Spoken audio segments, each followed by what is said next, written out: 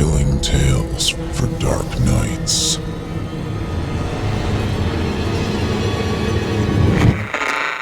Want to make sure you never miss a Chilling Tales for Dark Nights video again? Be sure to subscribe and hit that bell to turn on notifications.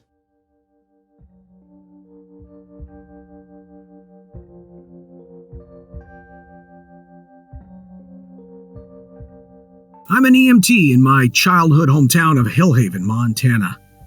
There's only one hospital worth a name in the whole county, Hillhaven General. So when I moved back into town after 10 years of living in Helena, that was the only real choice for a freshly licensed EMT. Like anywhere else, the job has a pretty comprehensive set of rules that we have to follow. Most of them are pretty simple and common sense. Don't break the speed limits, especially on dirt roads. Don't try to do maintenance on the vehicles yourself. We have mechanics for that. One rule always stuck out to me as pretty strange, though. Don't stop for someone signaling you along the road if you can't see a car with its hazard lights on nearby.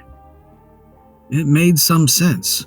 Don't stop the vehicle to help someone else when you have a patient is pretty reasonable. But that isn't what it said. After thinking about the rule for most of my first 6 weeks of working at Hillhaven General, I stopped Jamie, one of the emergency medical dispatchers who'd been working at the hospital for years. I have a question about one of the rules, Jamie. The one about not stopping for someone signaling you without a car. What's going on with that? I tried to be nonchalant about it, but from Jamie's glare, I knew I'd failed pretty badly. Just don't stop. As simple as that. Nothing else. No explanation, no stories, nothing. No matter who I asked, I got the same answer. Don't worry about why. Just don't do it. I dug through old referendums and meeting notes from the last 20 years, but even there was nothing about the rule. It was never mentioned by anyone on the hospital's CEO or any of the heads of departments. It was just a dead end. So I gave up.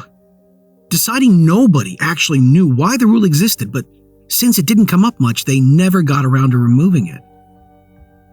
Weeks went by, and I mostly forgot about the rule until I was given the duty of helping out the new guy on the team, Tom.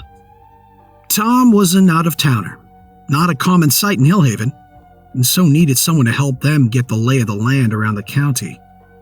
We're pretty sparsely populated outside the 3 larger towns, and a lot of the roads date back decades with little to no good documentation of them.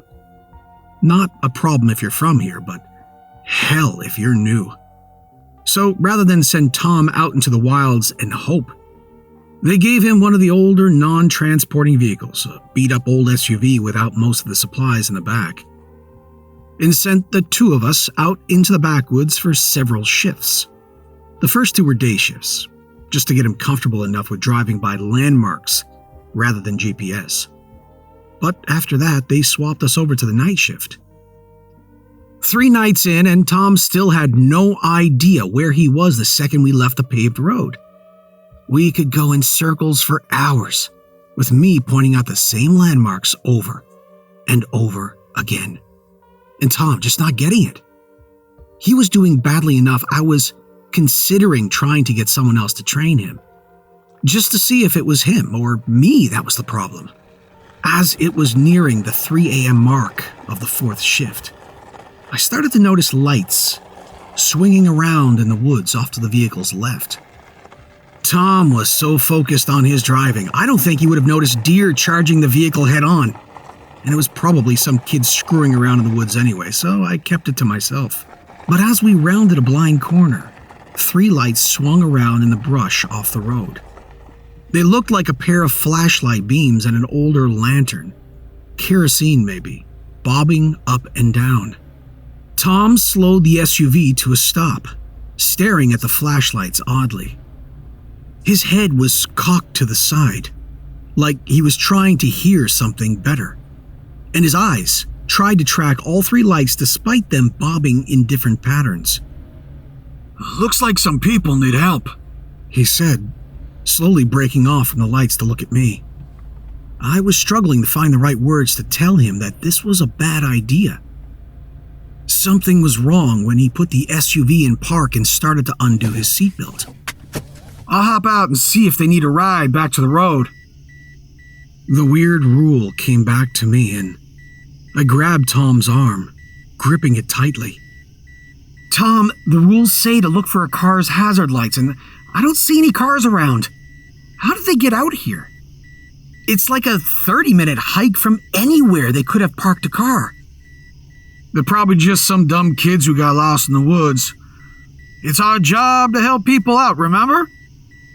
Tom tugged his arm out of my grip and grabbed the flashlight, one of the few pieces of equipment remaining in the SUV, out from the back seat.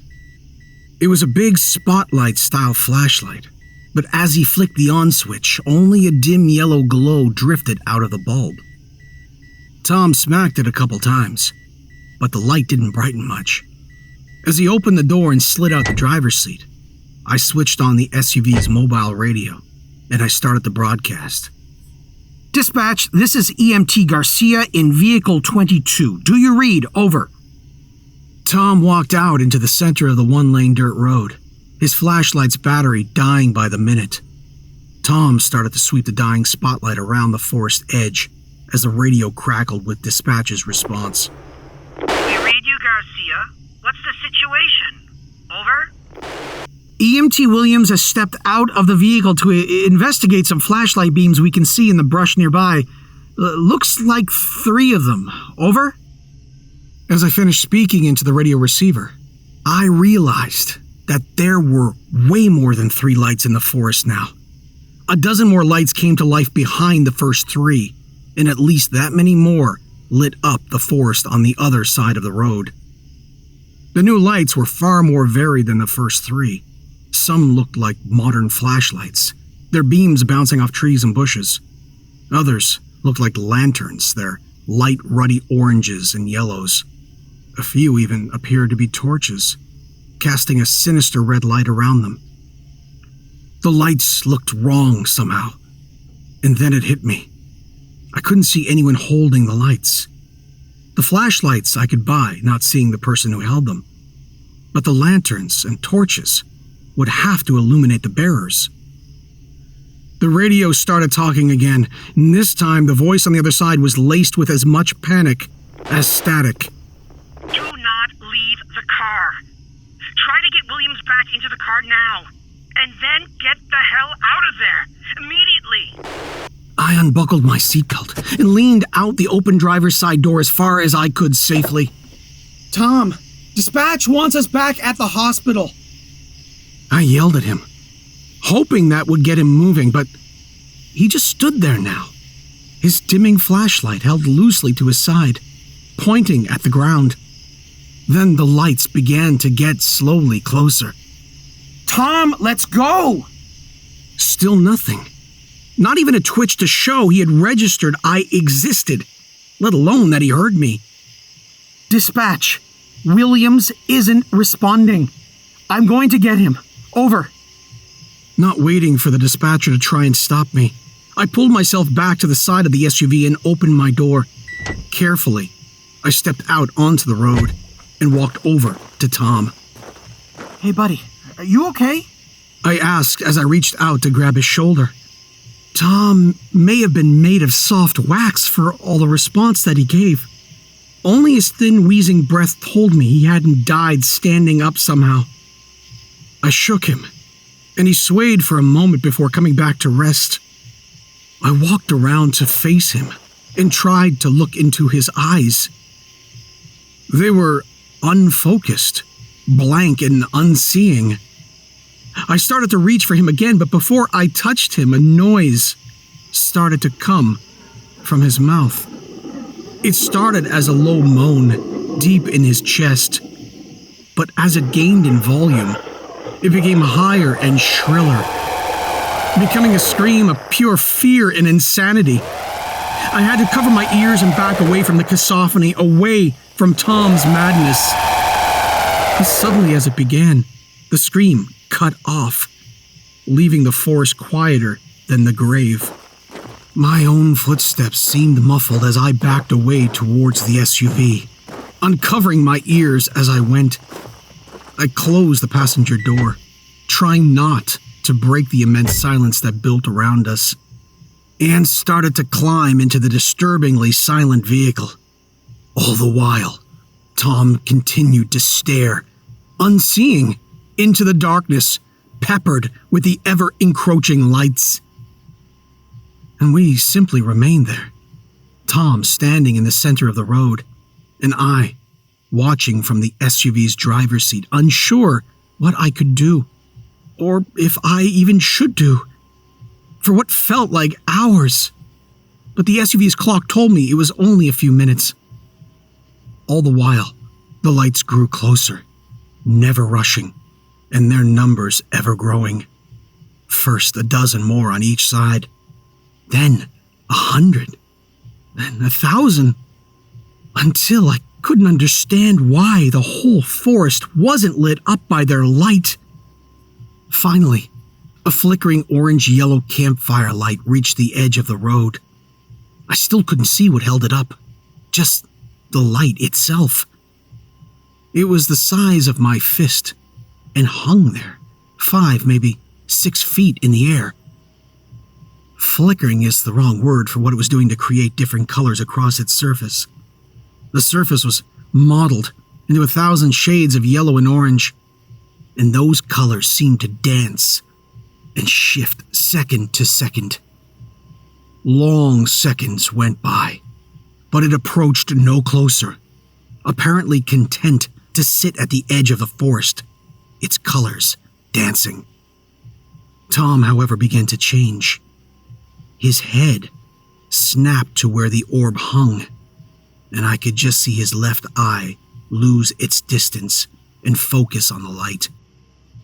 He started to walk towards the orb as if in a dream, stumbling and shuffling at the same time.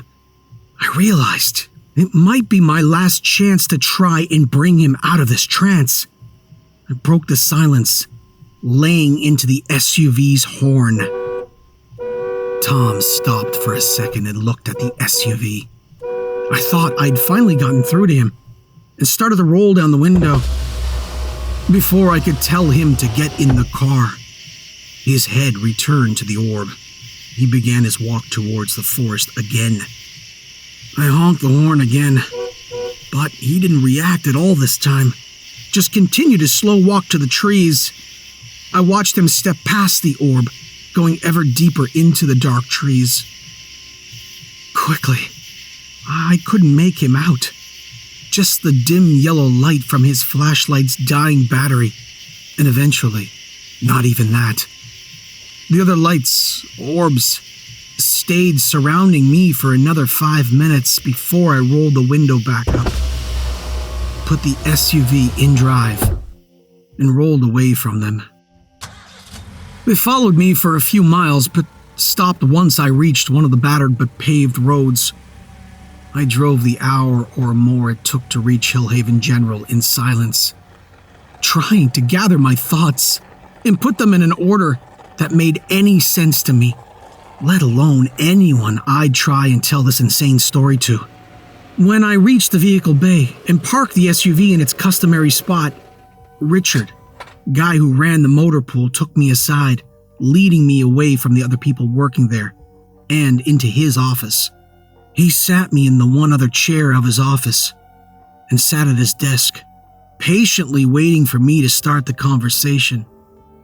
I tried 12 times, but each word died on my tongue unspoken. Finally, I asked, "What do we tell his family?" Richard nodded his head slowly. He finished his shift like normal, but you thought he was acting weird. He got in his car and drove off, for home, we guessed. When he doesn't come in tomorrow, someone will call his home, and either we'll be told he never returned or nobody will pick up. Eventually, he'll be another missing persons case. And Lord knows we got enough of those. What were they? The orbs? Nobody's sure, kid. They've been around forever. You said you'd lived here when you were a kid, right? But you moved before you learned to drive, didn't you? I nodded my head. If you'd learned here, you probably would have been taught to avoid them. We sat there, neither speaking for a long minute. "What do we do now?" I asked, fairly sure what the answer was. We move on and you try to get past it. If you want to quit, we understand, but we prefer if you didn't. Most folks don't come back from seeing them. They just go away like Williams did. I nodded and left. I ended up taking a week off, but did return to the hospital. They kept me on day shifts for a couple of months. Better to keep an eye on me, I guess. I moved back onto the night shift. We had a few different co-drivers since then. All locals that don't need to be told why not to leave the vehicle at night along empty roads when a couple flashlights try to flag you down. Chilling tales for dark nights.